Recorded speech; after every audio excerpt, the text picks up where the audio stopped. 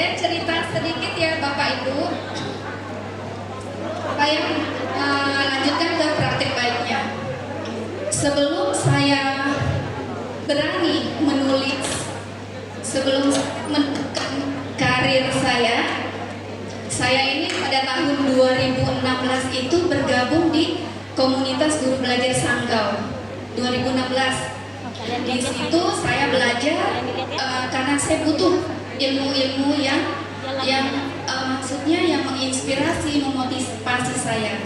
Nah, di situ pada tahun 2017 saya ikut berangkat ke Temu Pendidik Nusantara Jakarta. Itu Temu Pendidik Nusantara yang ke-7 kalau tidak salah. Di sana banyak sekali kelas berbagi praktek. Nah, di sini dari komunitas guru belajar ini saya belajar, Bapak Ibu. Yang pertama, 4 prinsip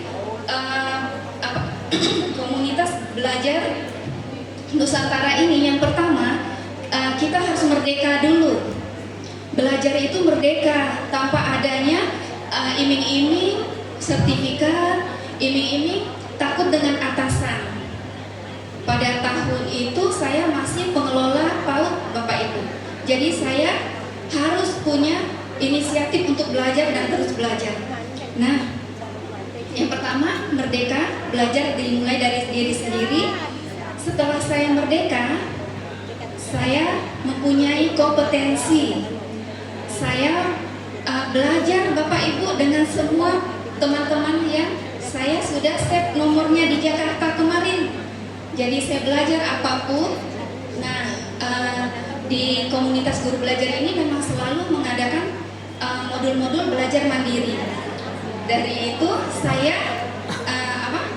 mandiri belajar tadi. Saya punya akhirnya setelah saya merdeka belajar, saya mandiri mandiri belajar. Saya menemukan saya berkolaborasi. Yang pertama merdeka, terus saya mandiri belajar, terus saya kompetensi, menemukan kompetensi. Setelah saya mandiri, saya menemukan kompetensi. Apa sih kompetensi saya? Nah, saya suka menulis.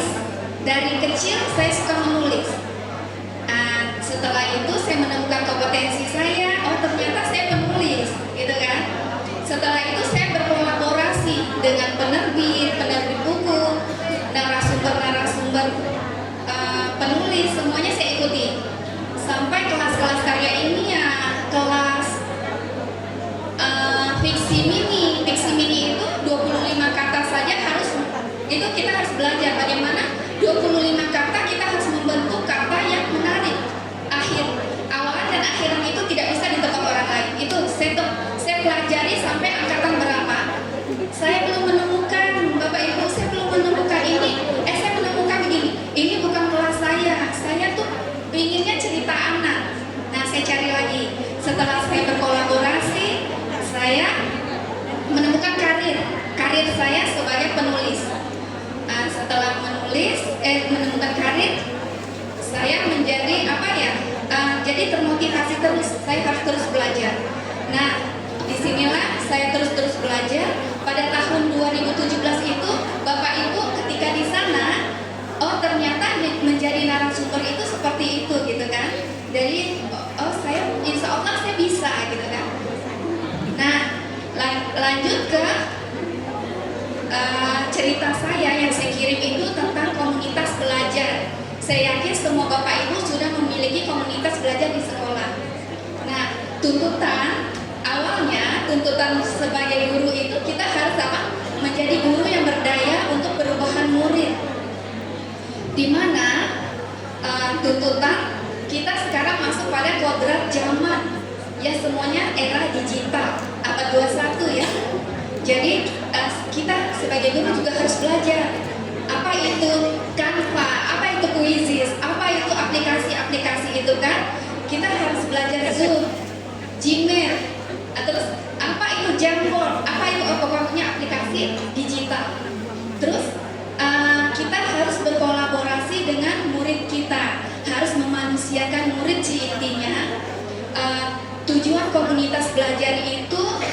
sebagai wadah untuk guru sama-sama belajar. Yang intinya sih kita lebih ingin berdampaknya kepada murid. Terkadang banyak guru yang pintar, guru yang berprestasi, tetapi tidak bisa menelurkan, mentransfer ilmunya kepada murid. Nah, itu yang menjadi PR kita. Oke, next, Pak. Ini tantangan kita ya. Tantangan kita di komunitas belajar kita, saya bicara di sekolah ya Pak, Bapak Ibu. Pasti banyak guru senior atau guru-guru yang merasa apa Pak? Yang pertama gagap teknologi. Tapi saya yakin Bapak Ibu yang di sini pasti IT-nya udah pinter. Iya. Nah, terus sedangkan kenapa jika kita tidak belajar, tidak menyesuaikan kodrat zaman, murid-murid kita lebih pinter IT-nya dari kita. Anak saya saja umur 5 tahun itu sudah bisa menggunakan aplikasi yang ada di handphonenya. Malu kan kita kalau sebagai guru tidak tahu apa-apa. Nah, takutnya tidak nyambung. Terus akhirnya kita juga harus berubah dari kurikulum 13, kita harus belajar ke kurikulum merdeka. Bagi guru yang punya kemerdekaan belajar, dia akan mampu beradaptasi, adaptable. Ya, jadi apapun kurikulumnya, jika sumber dayanya oke, itu akan bisa beradaptasi. Next. Nah, aksi saya di sekolah, di kelas kita sendiri, kita juga harus mengajak guru-guru yang senior tadi untuk sama-sama berubah. Mengapa kita harus sama-sama berubah di komunitas belajar? Karena masa kita ibaratnya kelas kita saja sih yang memanusiakan murid, masa kelas-kelas yang lain tidak? Apa kita harus cuek? Terserah aja, yang penting kelas saya oke.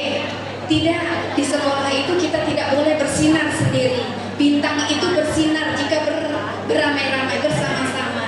Jadi di komunitas belajar inilah saya mengajak teman-teman guru. Memang susah Ibu, tidak semudah membalik telapak tangan mengajak guru belajar, karena label kita itu sudah guru. Ibaratkan kok saya disuruh belajar, saya udah pinter loh, saya udah S1. Karena untuk kualifikasi guru kan harus S1 ya Bapak Ibu. Tetapi terkadang kita bertanya-tanya, kenapa S1 tetapi tidak peduli dengan perkembangan zaman? Kita belajar hanya pada teks-teks book aja, LKE atau lembar kerja yang ada di buku paket saja. Apakah kita sebagai murid itu, seandainya kita jadi murid, bosan tidak seperti itu Bapak Ibu? Bosan kan pembelajaran? Terus kalau anak bosan, kan lihat aura gurunya, karena gurunya bilang begini, anak-anak buka halaman, buka tema 1, buka dibaca ya sama-sama, sudah dibaca dijawab. Dah itu aja, gurunya sibuk dengan administrasi. Terus setelah itu kita cek, kok jawaban anak-anak tuh tidak nyambung, kita marah. Kalian tuh ya suka belajar tuh kayak gitu, kalian tuh tak mikir Kak, Ibu nih capek ngajar kalian dari pagi sampai siang, kok tidak bisa-bisa bayi ngapa kayak gitu. Iya, terkadang kita hanya menunjuk, sedangkan 4 jari ini ke kita loh Bapak Ibu. Terkadang kita selalu bilang, anak kelas saya tuh Bu, nakal luar biasa, guru ngajar, dia ngomong, ya karena seperti ini Bapak Ibu. Saya cerita sedikit pengalaman saya kecil ya. Bapak Ibu, waktu saya kecil kelas 1, saya punya guru. Dia mungkin dulu dia belum paham merdeka belajar. Dia hanya konvensional ya zaman dulu. Kalau dia ngajar anak harus pinter gitu kan. Tidak ada cara lain selain ceramah. Ya. Jadi saya tidak bisa waktu itu saya dibilang anak bodoh. Ibu bapak saya sampai sekarang umur saya 42 tahun, saya ingat saya dipermalukan di depan kelas. Saya dipermalukan, saya dibilang anak bodoh. Nah, ketika saya benci guru. Saya benci apa ya? Saya merasa kok gini, sekolah itu hanya menghina saya, mempermalukan saya di situ kan. Di kelas 4 saya mendapatkan guru yang memanusiakan saya. Ini agak milu. Jangan nangis Bu, jangan nangis. Setelah saya mendapatkan guru namanya Bu Yuli.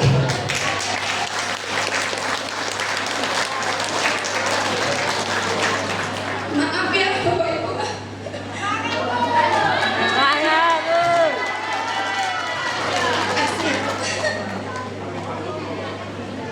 Namanya Bu Yuli. Beliau memanusiakan saya. Di situ saya belajar, oh guru ini seperti ini. Guru itu seperti ini. Saya tidak bisa dia dampingi. Saya tidak bisa dia ajak saya belajar ke rumahnya. Dewi, kamu tidak bisa baca. Kamu tidak bisa ini. Kamu ke rumah ibu. Itu guru. Tertanam di otak saya.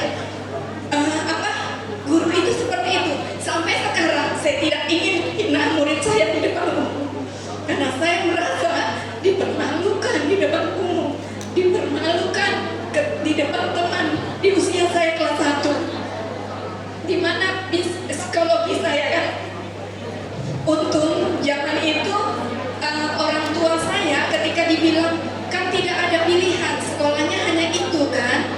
Nah, jadi dia terima saja. Bersumber dari itu Bapak Ibu, sampai sekarang saya ingin selalu memahami murid saya. Saya tidak mau murid saya merasakan apa yang saya rasakan dulu. Nah, setelah seperti itu ya Bapak Ibu, memanusiakan hubungan dengan murid. Nah, ini saya memanusiakan hubungan lagi dengan rekan sejawat. Kembali lagi ke komunitas belajar sekolah. Tidak mudah mengajak guru rekan kerja kita itu belajar, tetapi cara saya, karena sekolah itu maju bukan hanya karena Ibu Dewinya, bukan karena kan kok pernah Ibu dengar begini, SD 9 itu ada Bu Ai, tetapi di guru lain itu misalnya melakukan kekerasan kepada anak, menghina anak, yang dicap itu SD 9-nya, atau saya SD 13 misalnya kan, tetapi ada guru lain yang tidak memanusiakan hubungan dengan murid, yang dicap orang tua murid itu dia akhirnya pindah sekolah misalnya kan, yang dicap itu bukan sayanya tetapi global. Guru SD itu tidak benar, jangan mau masuk di situ, gurunya garang-garang seperti itu kan, padahal ada Ibu Dewi di situ. Nah, disinilah wadah kita komunitas belajar, kita bersatu menjadi kita bersatu bersama-sama mengajak guru-guru senior, guru-guru yang ingin belajar itu tuh bersama-sama. Ayo kita satu misi. Nah, jika guru-guru yang senior itu berkata begini, kami kok tidak bisa, kami kok udah tua, kita ajak yang muda-muda. Ibu, saya bilang, ibu-ibu, sekarang kan ada kinerja ya, PMM kita itu harus aktif. Topik-topik PMM itu banyak sekali Bapak Ibu dan bagus-bagus. Saya merasa saya sedang kuliah kalau belajar di topik PMM. Ibu mau belajar apa? Diferensiasi ada di PMM, topik PMM ya. Ibu mau belajar asesmen awal, literasi, numerasi, semua ada. Jadi tidak ada alasan kita tidak bisa belajar. Tetapi sekarang modal kita adalah kuota, ya Bu, kuota internet. Ada PMM, tidak ada kuota, tidak masuk. Iya. Nah, Bapak Ibu, di situ saya mengajak teman-teman, Ibu, yuk kita belajar di topik PMM. kami pusing kau, sakit kepala kami kau udah tua kan mau bentar lagi kan kami pensiun. Ibu saya kinerjanya PMM kita harus aktif. Ibu saya bantu bikin PPT-nya, ibu pelajari materinya, nanti kita bagikan bersama-sama di komunitas belajar untuk peningkatan kompetensi ibu. Dan ketika teman kita menyampaikan ketika teman kita menyampaikan topik PMM di Kombel, kita itu kena dampaknya ibu, mendapat materi teori baru tanpa harus kita belajar kan. Yang belajar kan teman kita tuh dampaknya dapat ini ya, paparan ilmu baru. Nah di situ ya. Tapi ketika saya harus membuat PPT, saya harus juga belajar topik dia. Karena kan biar nyambung PPT sama materi yang akan disampaikan. Seperti itu. Nah, selanjutnya, alhamdulillah saya di sekolah saya ada satu guru penggerak ya Bapak Ibu. Mana Bu Fitri ya? Iya Bu Fitri, berdiri Bu Fitri. Iya. Kasih Bu. Ini teman saya Bapak Ibu di sekolah yang sama-sama kami curhat. Bu Fitri ini untungnya guru penggerak ya. Jadi Ibu kita begini kami nyambung gitu kan. Bagaimana kita harus mengembangkan sekolah kita pada komunitas belajar. Awalnya Bapak Ibu saya pikir komunitas belajar itu hanya presentasi di depan. Hanya menyampaikan topik-topik kompetensi, misalnya apa yang kita belajar di topik PMM. Ternyata tidak seperti itu. Saya belajar juga di PMM, di topik PMM itu ada Kombel. Itu tuh komunitas belajar itu hanya 2 modul. Nanti Bapak Ibu silakan pelajari. Itu ternyata setelah kita di kelas, kepala sekolah kita itu memanggil. Nanti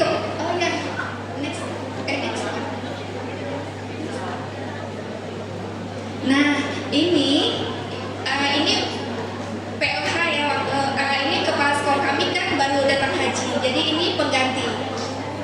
Jadi Bu Halimah ini PLH, jadi Bu Halimah setelah kami keluar kelas, kami bincang-bincang santai, itu sudah masuk Kombel ya Bapak Ibu. Nah, Bu Halimah bertanya, dari kelas 1 sampai kelas 6, apa sih masalah yang ada pada hari ini? Oh iya Bu, kami bercerita. Di situ misalnya saya bercerita keluhan saya yang ada di kelas, nanti ada teman lain yang menanggapi, jadi saling sharing di situ. Itulah komunitas, tidak hanya belajar materi-materi baru. Jadi kok permasalahan yang ada di kelas, permasalahan anak atau apapun. Jadi Bapak Ibu ternyata sendiri itu tidak enak, jadi harus bersama-sama. Dan begini, awalnya untuk berbicara itu kan takut ya. Iya, tapi karena ala bisa, karena biasa, nanti semuanya akan bisa. Nah, nanti kita akan mencari solusi bersama-sama. Selalu tekankan kepada teman bahwa kita ini satu.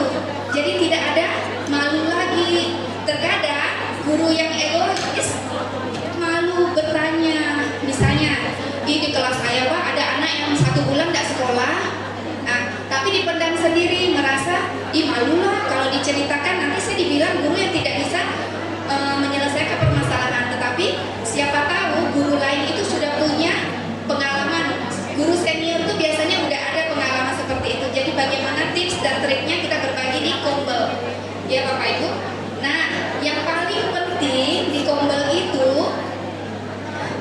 misalnya nih ada angka 6 kan. Misalnya Ibu ini Ibu Ibu praktek ya. Misalnya Ibu madep saya, Bu, boleh pinjam kan?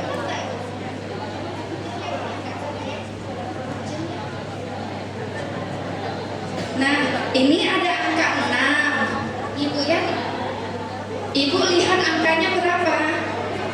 9. Saya 6. Ini kita harus menyamakan persepsi. Bagaimana cara kita menyamakan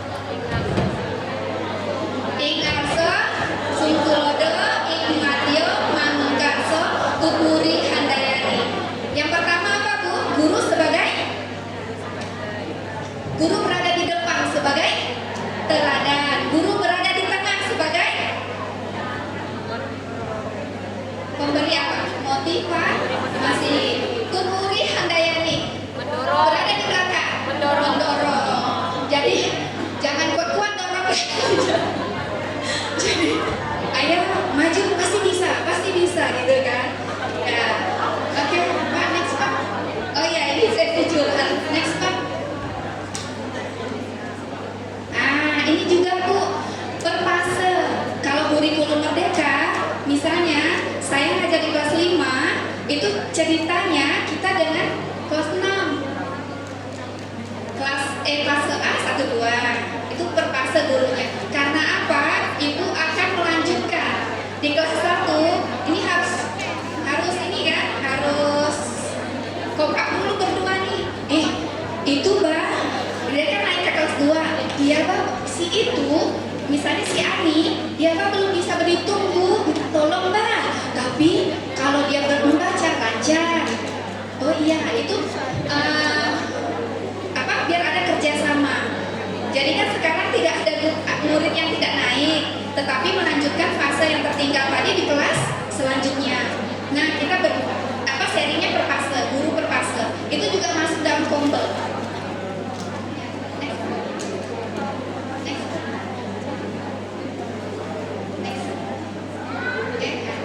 Nah, ini guru permapel. Kalau SMP dia biasa permapel tuh bahasa sama bahasa itu gabung.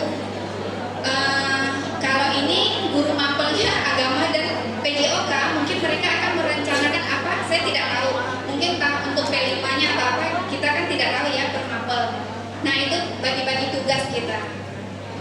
Nah, Bapak Ibu, cukup sekian cerita dari saya. Terima kasih.